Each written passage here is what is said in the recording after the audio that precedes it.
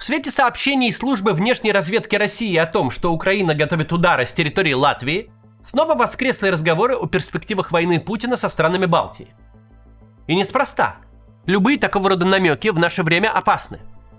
Времена, когда о чем-то можно было сказать «Путин этого не сделает, потому что не сделает никогда», закончились в феврале 2022 года. Кроме сообщений, есть и другие события. По Латвии так полетали дроны, что правительство ушло в отставку. А в Вильнюсе, прямо пока мы писали ролик, была объявлена воздушная тревога. Мы не будем брать на себя ответственность и что-то утверждать однозначно. О такого рода перспективах сегодня можно рассуждать, только перечисляя аргументы «за» и «против», безо всяких оценок, что из этого важнее. Этим и займемся. Начнем с аргументов «за» то, что войну с НАТО в Европе, а конкретно в странах Балтии, ожидать стоит. А потом обсудим, почему не стоит. Но сначала напомню. В описании вы найдете ссылку, где мы собрали гайд по обходу блокировок российского интернета. В том числе там есть ссылка на прокси, который позволяет переписываться в Телеграме без проблем при любых блокировках. Поддерживать наш гайд помогает сервис mCard. Он выпускает виртуальные карты, которыми можно расплачиваться за границей, а пополнять их криптовалютой или через СБП. Мы карты эти проверили, все работает.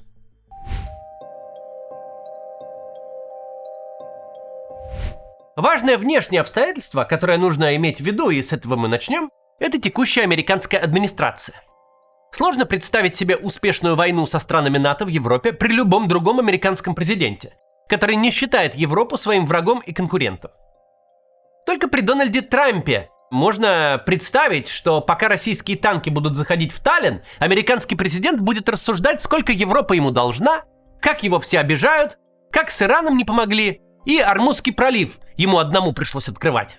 И как вот-вот он сейчас заключит великую сделку с Владимиром Путиным. Ведь тот, в отличие от неблагодарных европейцев, его любит, ценит и делает комплименты. Только при Трампе можно представить, что США самоустранятся от защиты своих европейских союзников и де-факто похоронят НАТО. Прямо сейчас, на фоне вполне неиллюзорного роста военной угрозы, Трамп с большой помпой сокращает американское присутствие в Европе. Вывод 5000 американских военных из Германии – это, допустим, ни о чем. На одну американскую бригаду в Европе больше, на одну меньше – никакой разницы с точки зрения большой войны. Но это вполне демонстративный жест. Приглашение Путину попробовать свои силы. Ведь американцы вмешиваться не будут, они просто уедут. Этой расчудесной администрации осталось править ровно 32 месяца. Через 5 месяцев республиканцы с высокой вероятностью проиграют промежуточные выборы.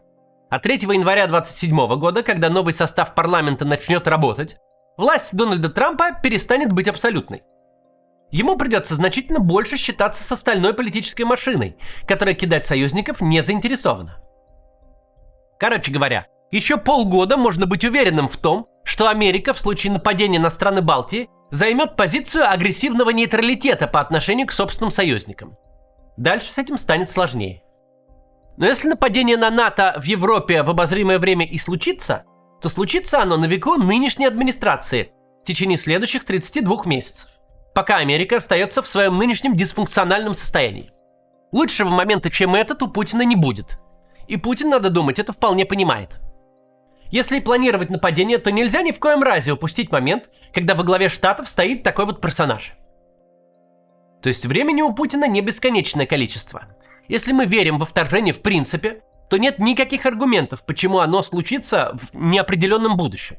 Если оно будет в принципе, то вот-вот.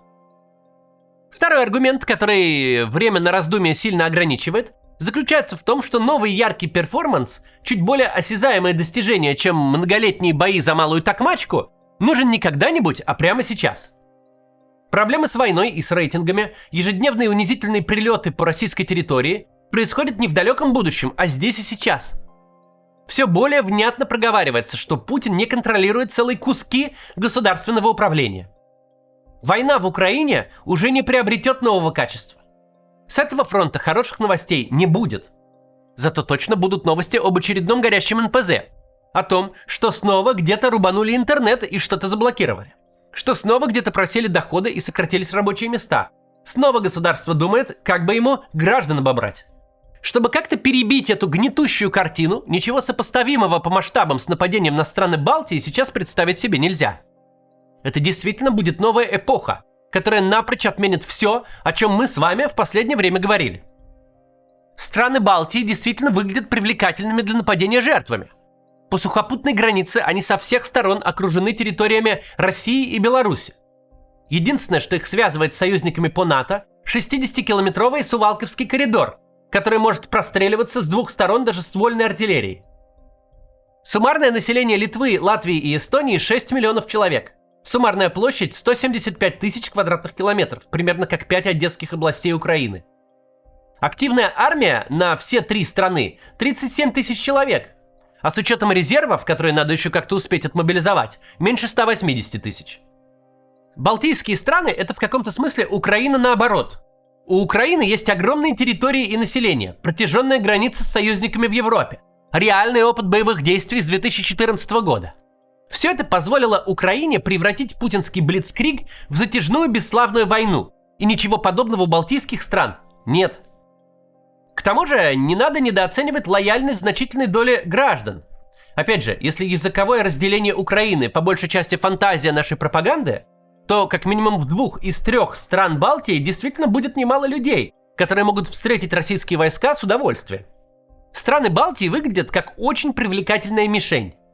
Тем более привлекательная потому, что Путин едва ли верит в способность европейских стран оказать хоть сколько-то внятное сопротивление в отсутствии США. Еще один аргумент, может быть самый важный. Нападение на Балтию – это возврат Путина в мировую повестку. Возврат к той самой движухе. Путин снова станет главным мировым злодеем. Его снова будут все обсуждать. Его лицо будет на страницах и в эфирах всех главных международных СМИ. Всем резко станет не до Ирана, Венесуэлы или Кубы, не до очередного перформанса Трампа. Первое реальное столкновение России и НАТО, и оно перекроет собой все. Путин резко перестанет быть человеком, который выпрашивает у Зеленского разрешение провести в Москве парад. Снова превратится в вершителя судеб. И мы понимаем, насколько для него это важно.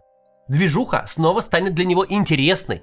Он опять будет радостно на пресс-конференциях рассказывать про новые ракеты и выдвигать невыполнимые условия, летать на Аляску и рисовать с генералами стрелочки на картах. У него опять будет причина вставать по утрам и радоваться. Итого, суммируя все аргументы. Во-первых, война против Балтии выглядит потенциально успешной. Таллин за 3 дня звучит как, возможно, достижимая цель.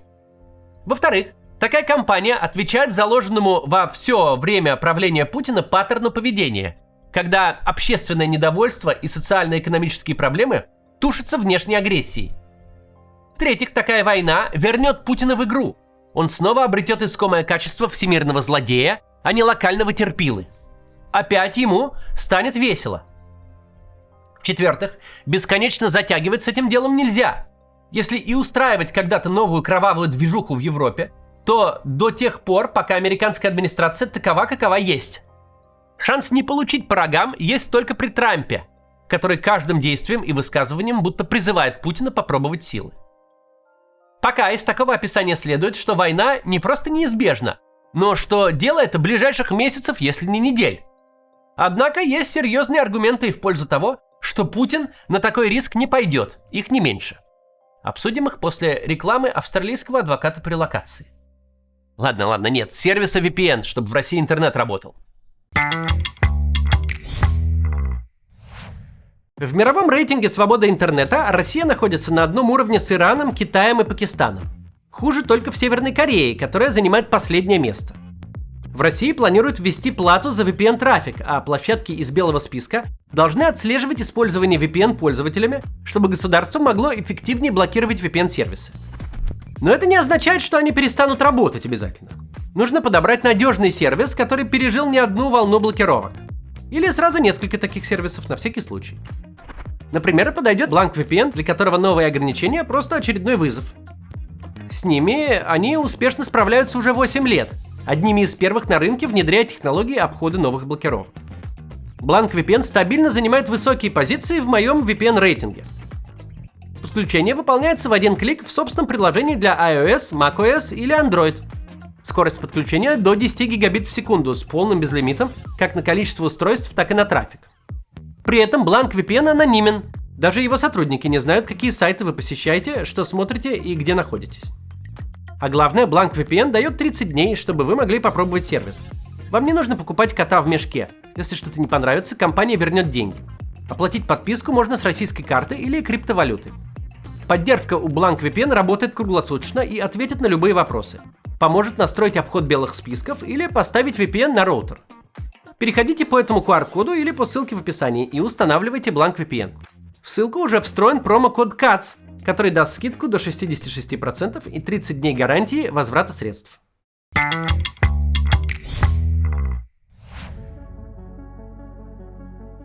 Продолжим. Мы разобрали аргументы в пользу того, что Путин пойдет войной на страны Балтии. Теперь давайте разберем аргументы против.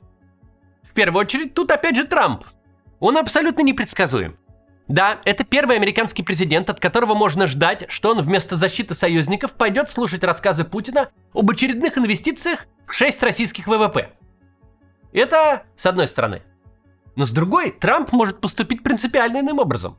Может прислать армию. Может на чей-то бункер ракету уронить. Может весь российский теневой флот сделать подводным. Диапазон реакции Трампа находится в пространстве от того, чтобы начать расхваливать своего друга Владимира, который так брутально решает проблемы, и заключить с ним контракт на поставку редкоземельных шпрот с оккупированных территорий, до того, чтобы проблемного диктатора просто взять и грохнуть. Причем эти реакции еще и друг друга не исключают. Трамп может с утра Путину комплименты раздавать, а после обеда самолет его сбить. И в обоих случаях будет абсолютно искренним. Ведь с утра он поговорил с Венсом, а после обеда с Рубио, и все изменилось. Трамп свою некомпетентность всецело компенсирует непредсказуемостью. Это единственный президент США, который может публично кинуть Европу. И единственный же президент США, который может грохнуть Путина и не поморщиться. Второй, важный в этих обстоятельствах аргумент – войну с Балтией надо выигрывать. Да, страны-то маленькие, слабые и расположены так, что хоть святых выноси. Да, у них внутренний раскол, который нельзя недооценивать. Но все, что мы за эти 4 года поняли, что война – это всегда риск и рандом. Забрасывание противника шапками работает хуже, чем может показаться. Надежда на быструю войну со странами Балтии всецело держится на том, что европейские союзники, Польша и Финляндия в первую очередь, без американского зонтика в эту войну вступить не решатся. Путин наскребет, конечно, войск на какую-то быструю спецоперацию по блокировке и оккупации 3 маленьких стран. Но еще одну большую и затяжную войну он никак не потянет. У него нет для этого людей, нет техники и нет денег. За первые же пару лет войны Путин сжег ресурсы, которые Советский Союз накапливал на случай большой европейской войны. На крошечном фронте, на захвате райцентров и лесопосадок. Почти 4500 танков, больше 10 тысяч самой разной бронетехники, более 350 самолетов и вертолетов, 1500 тяжелых гаубиц и минометов. Ресурсы, которыми можно пару раз вооружить или перевооружить всю Европу, сожжены и уже не вернутся. Как сожжена и профессиональная армия. Нет резерва людей, сознательно связавших себя с военной службой. Сегодняшняя российская армия – это вчерашние водители автобусов, которые гибнут через несколько недель после подписания контракта. При несопоставимых масштабах план потенциальной войны с Балтией такой же, как с Украиной. Надежда тут взять на понт. Слишком много допущений. Жертвы не будут сопротивляться, союзники не заступятся. Европа погрузится в бесконечные склоки и противоречия, не сможет ни о чем договориться, в то время как Путин пройдет вперед. Если что-то из этого не сработает, случится не самая быстрая и победоносная кампания, которая заслонит собой кровавую и неудачную войну в Украине, а просто еще одна кровавая, позорная и неуспешная война будет. На 2 такие войны у Путина нет ресурсов, ни физических, ни финансовых, ни, что самое главное, политических. Тут есть только 2 варианта. Либо реально получить Вильнюс за 3 дня, либо получить очередную порцию унизительных пиздюлей. Страны Балтии маленькие и слабые, но они бесконечно больше, чем Малая Токмачка или Купянск. Увязнуть по уши в еще одной неуспешной войне, прямо накануне федеральных выборов, на фоне роста усталости и раздражения от войны текущей, это очень плохая идея. И не менее плохая идея – ставить под реальный риск собственную жизнь. Мы знаем, что Владимир Путин свою жизнь очень ценит. Он никакой не фанатик. Никакое потенциальное достижение не должно встать между ним и перспективой прожить и проправить Россией до 150. На глазах Путина за несколько месяцев похитили Мадуро, убили Аятоллу, дронов в Россию стали запускать все больше. Даже на 40 минут вылезти под открытое небо уже большая проблема. Война с НАТО в Европе – это явная красная линия. То, что неминуемо сократит ожидаемую для Путина продолжительность жизни. Сделает его целью, станет причиной, почему его можно будет убить. Нет больше никакого табу относительно убийства государственных лидеров. Но даже если бы такое табу и было, то на тех, кто развязал такую войну, оно бы точно не распространялось. А инструменты у Европы и у НАТО есть. Их вооруженные силы посильнее израильских будут. А израильские справились с ПВО российского производства, и как-то нету больше у Ирана никакого руководства. Какие бы потенциальные бенефиты ни несла война, ее опасность для жизни Путина бенефиты эти полностью перекрывает. И это, пожалуй, самый важный аргумент. Путин хочет весело проводить время, а вот умирать совсем не хочет. А война шанс таковой кратно увеличивает. Остальные аргументы нам тут не кажутся применимыми. Да, новая война станет для России экономической катастрофой. Будут новые санкции, иная степень изоляции. Все предыдущие конфликты с соседями Путин начинал в момент экономического подъема. Тогда, когда были резервы, которые можно просто сжечь. Сейчас резервов нет. Сейчас есть только долговая пирамида.